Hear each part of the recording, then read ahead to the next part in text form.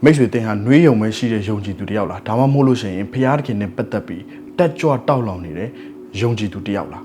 းနှွေးတဲ့ယုံကြည်သူဖြစ်တယ်ဆိုလို့ရှိရင်တော့နှွေးတဲ့ယုံကြည်သူတယောက်နဲ့ပတ်သက်ပြီးနှွေးတဲ့ယုံကြည်ခြင်းပဲရှိတဲ့သူနဲ့ပတ်သက်ပြီးဖျားသခင်ကကျွန်တော်တို့ကိုဗျာဒိတ်ကျမ်းအခန်းကြီး3အခန်းငယ်15-16မှာကျွန်တော်တို့ကိုတတိပေးခဲ့တာတခုရှိပါတယ်တင်ဒီအေးမဟုတ်အပူမဟုတ်ဖြစ်ဒီကိုငါသိ၏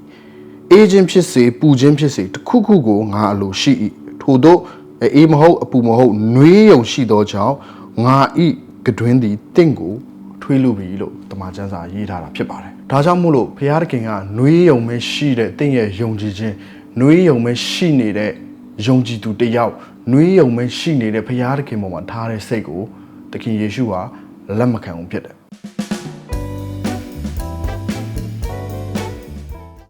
အားလုံးပဲမင်္ဂလာပါကျွန်တော်နာမည်Jonathan Eva New Revelation Transforming Life ဒီနေ့မှာအားလုံးကိုကျွန်တော်အနေနဲ့ဘာအကြောင်းအရာနဲ့ပတ်သက်ပြီးကျွန်တော်ပြောပြချင်တယ်ဆိုကျွန်တော်တို့ယုံကြည်သူတွေဟာနှွေးနေလို့မရဘူးကျွန်တော်တို့ရဲ့ယုံကြည်ခြင်းဟာနှွေးနေလို့မရဘူးဖြစ်တယ်ဘုရားသခင်ကကျွန်တော်တို့ကို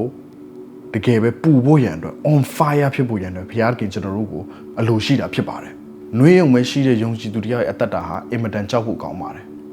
်သူဟာအသက်ရှင်တယ်လို့နဲ့တကယ်တော့သူ့ရဲ့နှလုံးသားဟာဘုရားသခင်နဲ့ဝေးကွာနေလို့ဖြစ်ပါတယ်ဒါကြောင့်မလို့တမန်တော်ရှင်ပေါလုက Calling to All စာဒုတိယဆောင်အခန်းကြီး73အခန်းငယ်9မှာဒီလိုပြောထားတာဖြစ်ပါတယ်သင်တို့သည်ယုံကြည်ခြင်း၌တည်တယ်လို့မတည်တယ်လို့ကိုစစ်ကြောကြလော့ကိုစုံစမ်းကြလော့အစစ်မခံနိုင်သောသူမှန်လေယေရှုခရစ်သည်သင်တို့၌တည်တော်မူသည်ဟုကိုအကြောင်းကိုမသိကြသလောတမန်ကျမ်းစာကဒီလိုရေးထားတာဖြစ်ပါတယ်ဒါကြောင့်မလို့မိတ်ဆွေကျွန်တော်တို့ဟာမိမိကိုယ်အမြဲတမ်းမှာပြန်ပြီးတော့မှစမ်းစစ်ဖို့ရန်အတွက်အင်မတန်အရေးကြီးတာဖြစ်ပါတယ်တမန်တော်ရှင်ပေါလုကကျွန်တော်တို့ကိုပြန်ပြီးတော့မှစမ်းစစ်ခိုင်းတယ်ကျွန်တော်တို့ဟာနှွေးယုံပဲရှိနေတဲ့သူလားကျွန်တော်တို့ရဲ့ယုံကြည်ခြင်းဟာနှွေးယုံပဲရှိနေတဲ့ယုံကြည်သူအသက်တာလားဒါမှမဟုတ်လို့ရှိရင်ကျွန်တော်တို့ဘဝအသက်တာဘုရားသခင်အတွက် on fire ဖြစ်နေလားအဲ့တော့နှွေးယုံပဲရှိတဲ့သူတယောက်မှာရှိတဲ့လက္ခဏာ၃ခုကိုကျွန်တော်အနေနဲ့ပြောပြချင်တာဖြစ်ပါတယ်နံပါတ်1လက္ခဏာကတော့ဘာဖြစ်လဲဆိုလို့ရှိရင်နှွေးယုံပဲရှိတဲ့သူတယောက်ဟာသူဟာဘုရားနဲ့ပတ်သက်ပြီးတော့မှစာငတ်ခြင်းမရှိဘူးဖြစ်တယ်တနည်းအားဖြင့် no hunger for God ဖြစ်တယ်သူရဲ့တက်တာထဲမှာများစွာသောအရာတွေနဲ့များစွာသောအရာတွေအတွက်အချိန်ရှိတယ် social media အတွက်အချိန်ရှိတယ်အလုပ်လုပ်ဖို့ရန်အတွက်အချိန်ရှိတယ်အခြားသောလောကအရာအလုံးစုံအတွက်အချိန်ရှိတော့လဲပဲဖျားတခင်နဲ့ပတ်သက်တဲ့အရာအတွက်သူ့မှာအချိန်မရှိဘူးဖြစ်တယ်သူမှာဆူတောင်းဖို့ရန်အတွက်အချိန်မရှိဘူးသူမှာစံစာဖတ်ဖို့ရန်အတွက်အချိန်မရှိဘူးဒါဆိုရင်သိကြတယ်ဒီလူဟာနှွေးယုံများရှိနေတယ်ဘာကြောင့်လဲဆိုရင်သူကဖျားကိုမစာငတ်တော့လို့ဖြစ်တယ်ကျွန်တော်ဥပမာလေးတစ်ခုပြောပြချင်တယ်မိတ်ဆွေလူတစ်ယောက်ဟာယူနေသည့်တိုင်အောင်တော့သူကစာလောင်တတ်တာဖြစ်ပါတယ်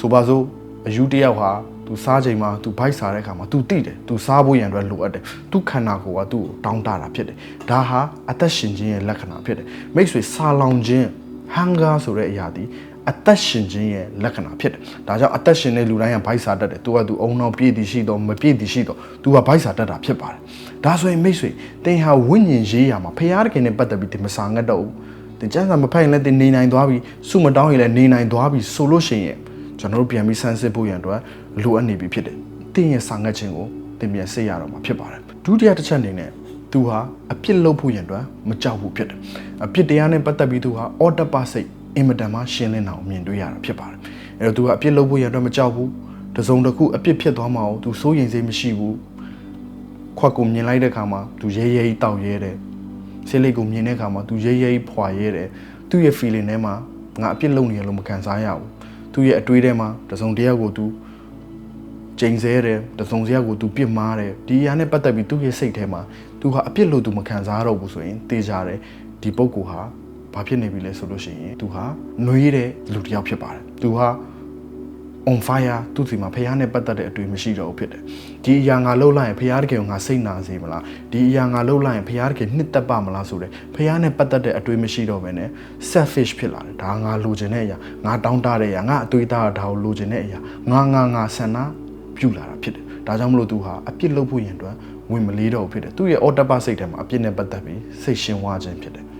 တတိယတစ်ချက်ကျွန်တော်တို့တွေ့ရတဲ့လက္ခဏာတစ်ခုကတော့သူ့စီမှာရှေးဥမြတ်တာညော့နေလာခြင်းဖြစ်ပါတယ်အဲ့တော့လူတစ်ယောက်ဟာအစအဦးမှာဖျားတခင်နဲ့ပတ်သက်ပြီးရှေးဥမြတ်တာရှိတဲ့အခါမှာဘ ဘာပဲလုပ်ရဘလို့အလုပ်မျိုးကိုပဲလုပ်ရဖရားတခင်နဲ့ပတ်သက်ပြီး तू လုပ်ရမယ်ဆိုလို့ရှိရင်အရင်တက်ကြွတယ်အရင်တောက်လောင်တယ်ဘလို့အဖိုးခပဲ तू ပေးရပါစေဘလောက်ပဲ तू အနစ်နာခံရပါစေဖရားနဲ့ပတ်သက်ရင်အင်မတန်လှုပ်ချင်တဲ့စိတ်သူ့စီမှာအပြည့်ရှိပါတယ်ဒါပေမဲ့ရှေးဥမြတ်တာညော့နေလာတဲ့အခါမှာဖရားတခင်တို့လှုပ်ရတဲ့အရာပင်ပန်းလာတယ်လောကအရာကိုအခြားသောအရာတွေလုပ်ရင်တော့မပင်ပန်းဘူးဖရားနဲ့ပတ်သက်ပြီးဆိုရင်အမြဲတမ်းပင်ပန်းတယ်လို့ခံစားရတယ်ဖရားအတွက်လုပ်တဲ့အရာကိုဝင်ကြီးတစ်ခုလို့ခံစားရတယ်ဆိုလို့ရှိရင်တေချာနေပြီဒီပုဂ္ဂိုလ်ဟာရှေးဥမြတ်တာ